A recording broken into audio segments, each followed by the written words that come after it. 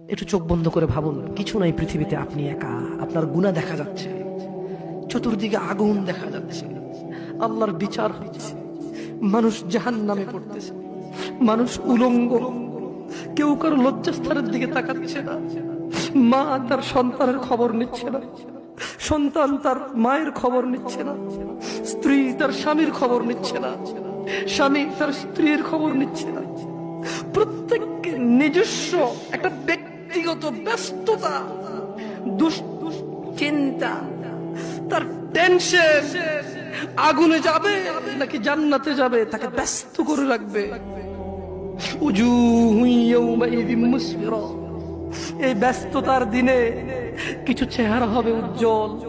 ইয়া আখি, ভাই, আপনি কি সেই মানুষটা হতে পারবেন যেদিন ভাই ভাইয়ের খবর নেবে না, স্ত্রী স্বামীর খবর নেবে না?